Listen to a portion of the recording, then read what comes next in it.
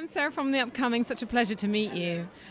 Maybe you could just kick off with a brief intro to the film A Banquet and a bit about your characters, the matriarch of this family. The grandmother. So not really at the heart of the story, more of an outsider. Partly to do with the family dynamic. She's from the outside looking in, and passing judgment in a way about what's going on in this very, very intense, almost claustrophobic situation between a mother and her elder daughter, and watched by the younger sister as well. So it's deeply female and familial, and it's a very, very intense, disturbing story about the unraveling of a young woman. And I find it, as I've just said, I've only seen it on my iPad, which is terrible, but tonight I'm going to see it on the big screen, and I think that's going to be amazing, because it's definitely a film. Do you know what I mean?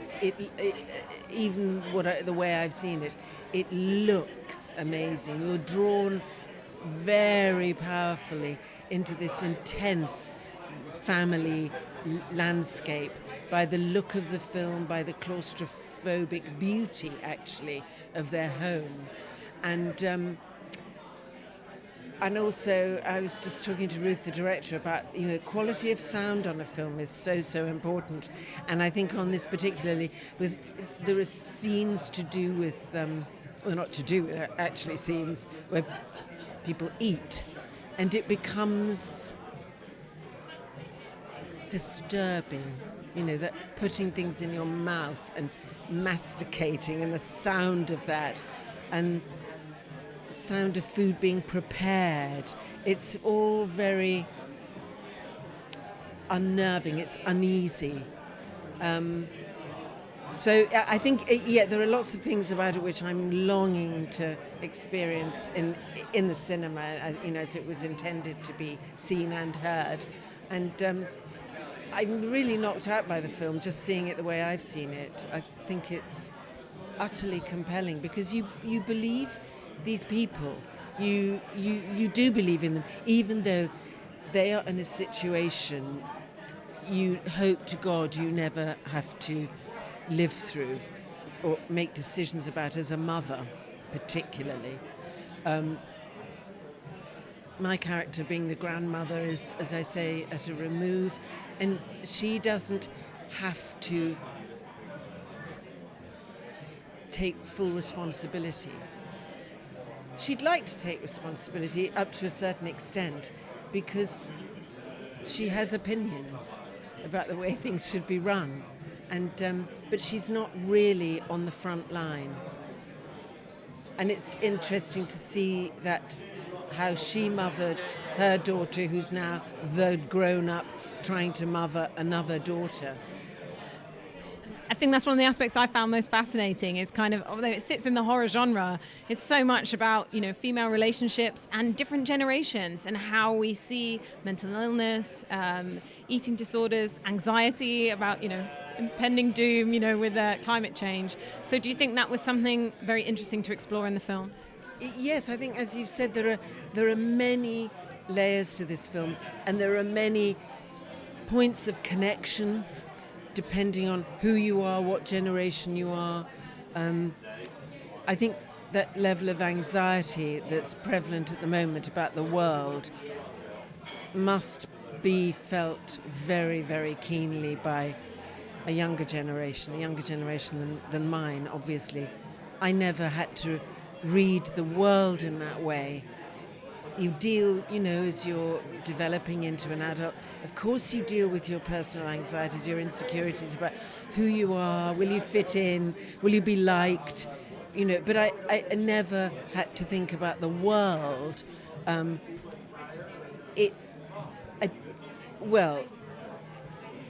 The world actually probably really is always precarious. It's run by human beings, and you know, if it had been left to nature, it'd probably be fine, but it is precarious, and now it feels very much on the edge. So if you combine that with the process of trying to become a person, and this is, as you say, absolutely through the female gaze, it becomes a very, very intense experience.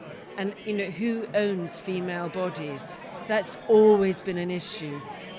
Historically, it's always been an issue. And I think,